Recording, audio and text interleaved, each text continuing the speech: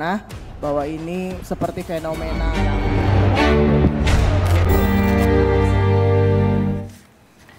sejumlah dokter diberhentikan dan dimutasi mendadak dari rumah sakit vertikal atau yang berada di bawah Kementerian Kesehatan. Selain dianggap menyalahi prosedural, praktek ini dinilai meresahkan dan mencederai sistem layanan kesehatan serta pendidikan dokter-dokter di tanah air. Saya masih bersama Menteri Kesehatan Budi Gunadi Sadikin. Pak Menkes, kita diramaikan juga soal bagaimana dokter spesialis itu dimutasi, dipindahkan, dan sampai mengadu ke Komisi 9 DPR.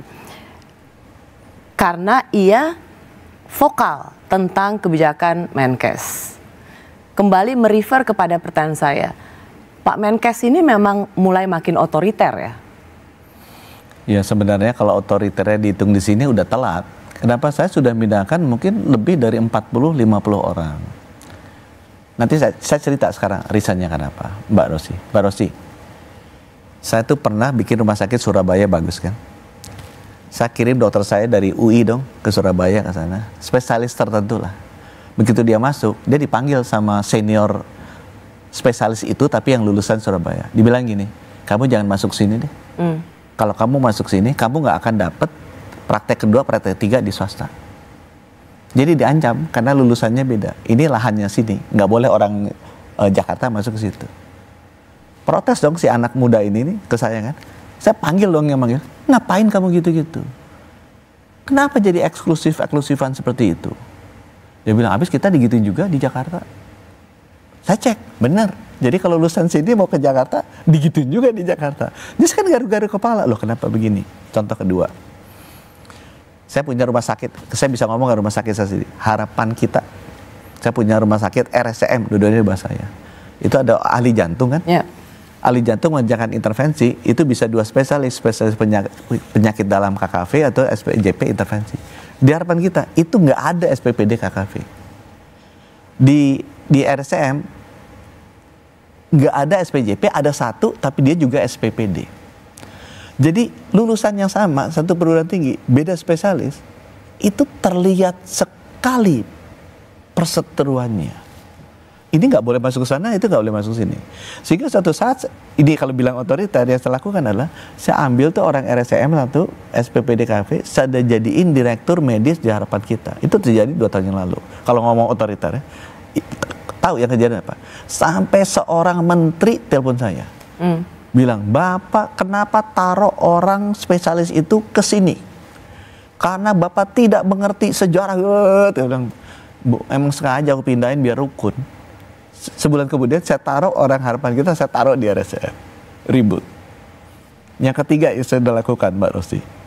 Ini kan antar lulusan itu kan nggak mau lulusan lain masuk.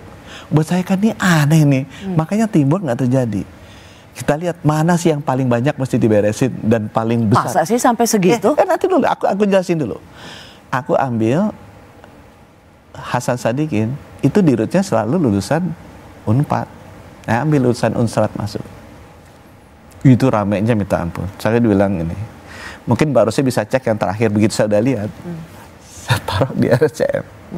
Itu lulusan Universitas FK Brawijaya. FK mana? Brawijaya. Oh, Brawijaya. Karena dia memang RSUD terbaik. Jadi tidak dikuasai Fakultas Kedokteran UI? Saya taruh. Blok. Itu ributnya. Buat sampai sekarang mungkin orang nggak memaafkan saya sampai sekarang. Kenapa saya lakukan itu, Mbak Rosi? Karena saya lihat itu banyak kejadian antara RCM dengan PON. PON itu sarafnya paling banyak kejadian stroke di sana. Sampai sekarang nggak ada PPDS saraf dari UI yang ditaruh di PON. Setelah saya lihat kenapa? Pertarungan antara guru-guru silat ini terjadi dan lama dan fierce. Ya menurut saya itu budaya nggak baik. Saya di Kemenkes mau mengubah budaya itu. Yuk kita kerja teamwork, kita bareng-bareng, jangan saling sikut-sikutan sani dan dendaman nggak ada. Makanya saya putar. Ya. Saya udah muter tuh udah lebih dari 50 orang. Tetapi tujuannya seperti itu. Tetapi yang dirasakan oleh para dokter spesialis ini, misalnya dokter spesialis jantung anak yang dipindahkan, karena ia vokal terhadap kolegium yang dibentuk oleh Menkes. Kolegium yang seharusnya independen, tetapi justru di Menkes membuat kolegium ini menjadi rasa pemerintah yang harus nurut ke Kementerian Kesehatan. Itulah yang dia rasa sebagai Menkes ini anti kritik, memindahkan orang bukan karena kompetensi, bukan karena ingin saling mendamaikan antara fakultas kedokteran berbagai universitas, tapi karena nggak mau dikritik. Mbak, saya waktu muter, saya tahu ada perputaran. Saya nggak tahu semua detail namanya. Jadi saya cek, ini rame kenapa? Yang diputar bukan satu loh, yang diputar tuh 10. Kalau saya mau benar-benar kasih pesan ke seseorang, ya Pak, saya putarnya satu aja dia kan. Kalau saya benar-benar mau kasih pesan, Bapak, jangan begitu, saya yang berkuasa sini, kamu nurut aku, karena kamu begitu saya putar kamu. Itu pesannya kan. Ini diputar 10 the whole system. Jadi aku bilang, aduh, ini satu benar-benar membuat jadi Menkesnya seakan jadi penjahat seluruh dunia karena kehebatan sosial media gitu. Aku bilang, ya ampun, ya udahlah. Itu kita sebagai pimpinan Pak Prabowo bilang mesti tahan kritik. Tapi saya mau ngomong mengenai kolegium. Ya, saya mau masuk ke situ karena karena tadi ditanya ya, kolegium nanya ke aku kan, aku ingin sekali menjawab. Karena Anda sekarang dulu Menkes vaksin, sekarang Menkes PPDS, dan sebentar lagi Menkes kolegium.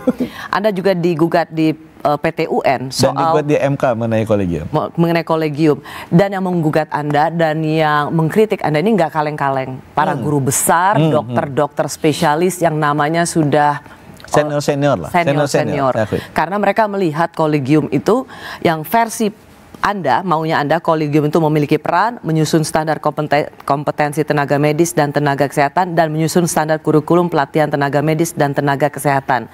Padahal bagi para guru besar ini, kolegium itu harus mengacu kepada Undang-Undang Nomor 17 Tahun 2023 tentang Kesehatan Pasal 1 Ayat 26. Itu kumpulan ahli dari setiap disiplin ilmu kesehatan.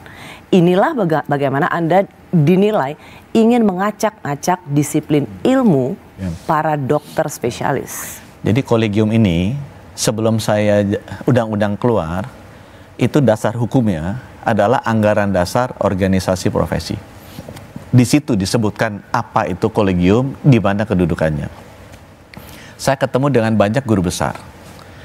Guru besar yang membuka pikiran saya untuk mengangkat kolegium dasar hukumnya dari anggaran dasar organisasi profesi, loncat tinggi ke undang-undang. Sekarang masuk di undang-undang, adalah seorang profesor dari Surabaya yang sekarang menggugat saya di MK.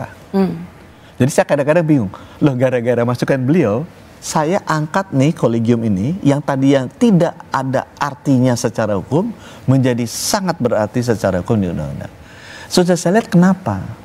Oh, rupanya ada perubahan kedua yang saya lakukan yang tidak berkenan ke banyak orang. Yaitu? Which is gak apa-apa. Adalah bahwa kolegium itu independen dari sisi ilmu.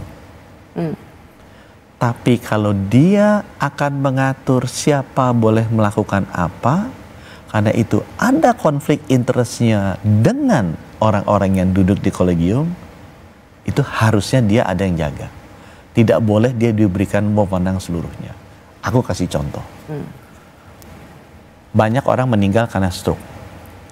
Stroke itu kalau pecah, itu di kepalanya ada darah. Kalau darahnya udah di atas 30 cc, itu harus dibuka kepalanya, namanya craniotomy, evakuasi hematom, dikeluarin, kemudian tekanannya keluar, darahnya disedot. Itu dulu dilakukan oleh spesialis bedah. Sekarang, nggak boleh spesialis bedah dilakukan oleh spesialis bedah syaraf. Akibatnya apa? Akibatnya 300.000 orang yang meninggal karena stroke setahun itu. Kalau sekarang datang ke rumah sakit, yang ada di rumah sakit kan wajib spesialis bedah. 514 kabupaten kota. Bedah syaraf mungkin cuma ada 40, cuma 50. Tiba-tiba sekarang nggak boleh spesialis bedah melakukan itu. Terus gimana dong meninggal mereka? Alasannya dibilang, ini passion saya dia lakukan bedah syaraf. Oh, kenapa bisa ini? Karena dulu nggak diajarin. Loh, kenapa dulu bisa, sekarang nggak bisa?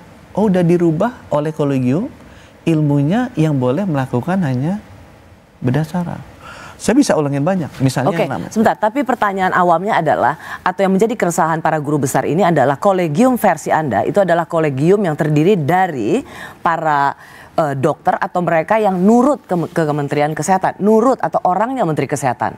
Semua anggota ketua kolegium itu dipilih dulu anggota kolegium itu ditentukan sendiri oleh segrup elit di kolegium itu. Ya. Sekarang yang kejadian adalah kolegium kan pemegang ilmu kan, jadi misalnya penyakit dalam yang menentukan tapi sekarang saya nggak bikin gitu. Semua orang penyakit dalam aku dengar suaranya, bukan Menkesnya. Aku dengar kamu mau milih siapa dari calon-calon yang masuk, saya milih satu dari top 3. Ya, jadi benar dong, kolegium yang ingin dibentuk adalah kolegium rasa Menkes. Nah, yang milih bertiga itu Menkes terlibat nggak? 0. 3 nama terbaiknya dipilih oleh seluruh anggota kolegiumnya. Mereka merasa baik tua maupun muda, mereka bilang orang ini adalah orang terbaik kita. Oke. Sebenarnya ya isu kolegium ini Anda di PT-UNkan, di MK juga gitu. Sebenarnya buat publik sih ini isu sangat elitis. Publik tuh nggak terserahlah siapa yang mau ada di kolegium, mau guru besar siapa, guru kecil siapa, guru sedang menengah siapa. Publik nggak peduli. Publik inginnya mendapat pelayanan kesehatan dari dokter yang kompeten. That's it. Itu saja. Jadi apa hubungannya ribut-ribut kolegium ini dengan pelayanan kesehatan? Publik inginnya, dan saya akan janji delivery itu adalah akses yang mudah nomor 1. Kualitas yang baik dari dokternya, kemudian harga yang terjangkau. Karena nggak mungkin kualitas dokternya kompeten, tapi yang bisa akses cuma di 10 kota. Ya. Mati yang lain kan.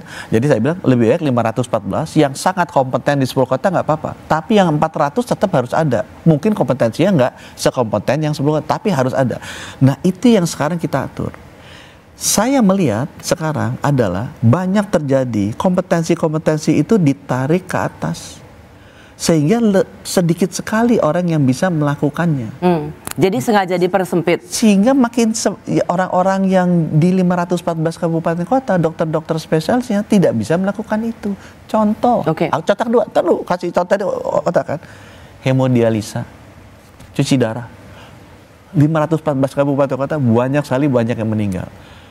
Sekarang dengan hemodialisa yang boleh tuh hanya spesialis penyakit dalam, subspesialis KGH yang ahli ginjal. Itu cuma ada berapa puluh kabupaten kota. Aku bilang kenapa sih nggak spesialis penyakit dalam diturunkan ilmunya agar 514 kabupaten kota bisa melakukan hemodialisa. Diturunkan ilmunya maksudnya apa ya? Diajarin? Itu yang menentukan siapa boleh melakukan apa, itu kolegium. Karena saya begitu masuk di KKI itu berdebat itu rebutan diturunkan terus. Ilmunya atau diturunkan jadi semua dokter bisa melakukan itu kan bahaya juga buat pasien.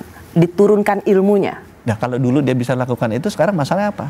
Kalau dokter umum dulu bisa melakukan sesar, dokter umum walaupun motongnya begini ya, bukannya begini. Tiba-tiba sekarang nggak boleh lagi dokter umum karena patient safety yang melakukan misalnya hanya spesialis objin. Lah kasihan dong. Lah tapi nanti spesialis objin kan apa ada 514 kabupaten kota. Kalau dia cuma ada di 200, yang 300 gimana? Kalau menurut saya 300 dokter umumnya diajarin dong boleh. Diajarin dong boleh melakukan. Jadi kata itu. kuncinya mau dong ngajarin. Nggak nurunin ilmunya ke bawah supaya makin banyak yang bisa. Jangan kemudian disedikitin yang bisa, hanya yang di atas-atas saja.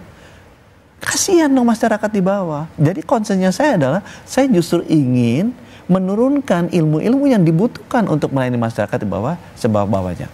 Ya, saya kasih joke terakhir. Saya kasih joke. Ya untuk menggambarkan kenapa sih ribut kolegium ini terjadi. Dan sebenarnya apa sih isu di belakangnya? Mbak Rosi kan wanita. Wanita kan sering dibotoks kan? Nah dulu tuh yang namanya estetik, botoks itu kasta rendah di spesialis SPKK atau kulit kelamin. Spesialis penyakit kulit dan kelamin. Nah, itu kasar rendah lah. Jangan lakukan, nggak ada yang mau lakuin karena nanti ajak. Akhirnya dokter umum yang lakuin. Begitu dokter umum lakuin kan laku nih. Nah ini mulai terjadi nih ketegangan. Itu di KKI selalu debatnya tuh siapa boleh lakukan apa di konsil kedokteran yang dulu. Itu saya sampai bingung sendiri. Karena sekarang menjadi tren. Karena tren. Banyak jadi laku, pasiennya, banyak laku, jadi rebutan. Rebutan kan, begitu rebutan akhirnya debat. Kita dengerin dulu kan nggak bisa ngatur gitu kan, karena pemerintah nggak bisa kita dengerin. Akhirnya mereka bagi-bagi. Saya nggak hafal sepertiga jidat apa sepertiga ini. Yang ini boleh lakukan dokter, ini boleh lakukan ini. Karena dokter umum bilang kan kita boleh nyuntik. Yang sana bilang nyuntik tapi kan banyak sarafnya segala macam. macam patient safety, selalu pakainya gitu kan. Kenapa gue bilang nggak duduk bareng? Oh, Anda ingin mengatakan jangan juga patient safety adalah hal yang utama, tapi jangan gunakan itu untuk mempertahankan lapak uangnya bisnisnya sendiri. Ya itu bahasanya situlah. Aku bilang semakin banyak dokter yang mampu, apa yang masyarakat butuhkan, bikin supaya sebanyak-banyaknya dokternya bisa lakukan. Turunkan ilmu itu ke sebanyak-banyak 514 kabupaten kota agar semua dokter bisa melakukan itu dengan standar minimum. Ya. Jangan bilang kemudian ditarik ke atas, nggak boleh dokter karena hanya ini. Cuma mereka yang bisa. Ya, yang bisa. Saya sudah kehabisan waktu, kita sudah overtime, tapi saya juga dapat banyak WA yang ada poster digital, katanya di akunnya Kemenkes yang mengatakan jangan mau tunduk pada membiarkan kolegium di bawah ormas. Saya cari di akunnya Kemenkes nggak ada. Itu katanya bikin marah para dokter. Apa yang bisa Kemenkes klarifikasi soal ini? Ya, saya itu dengarnya dari dokter. Karena saya juga banyak dokter yang punya handphone saya ngadu kan. Oh, kemarin tuh saya lagi habis ulang tahun kan banyak banget belum saya baca. Tiba-tiba banyak. Itu bertepatan dengan waktu nemenin Presiden Bill Gates kayaknya. Iya, saya lagi di Amerika kan, baru pulang mendarat, kemudian ngurusin Bill Gates, jadi nggak sempat baca sosial media, nggak sempat baca apa-apa. Tiba-tiba dikomplain dan ada satu yang telepon saya bilang gini-gini, kenapa sih? Gitu. Saya bilang apa lagi ini kan? Saya lihat, ya terus terang isinya ya Mbak Rosi, yang nggak sesuai dengan kata hati saya, pikiran saya lah. Saya bilang nggak perlu gini lah, karena yang namanya organisasi profesi IDAI itu bantu saya untuk newborn screening berapa juta anak dia bantu, untuk stunting dia bantu. Kita lakukan vaksinasi anak tuh naik jadi 3, terutama yang buat wanita HPV itu juga mereka bantu. Jadi iya. Apa sih kayak gini, apa nggak ada hal lain yang lebih penting? Saya juga ngomel juga ke dalam gitu kan, sama seperti saya juga ngomel keluar gitu. Ngapain sih kayak gini-gini, nggak perlu. Lebih baik kita kan bekerja sama. Jadi saya suruh turunin. Semoga ini memutuskan atau menghentikan kontroversi soal yang mengatakan Anda sungguh anti pada organisasi profesi kedokteran. Ya, at the end of the day, apa yang saya lakukan adalah untuk masyarakat. Saya sudah mengerti sebagai pimpinan, kalau kita pengen melakukan reformasi, pasti banyak yang nggak suka, banyak beratan. Saya terima kasih dikasih kesempatan ini bisa ngomong, dan siapapun yang nggak mengerti atau kesel, saya mau ngomong.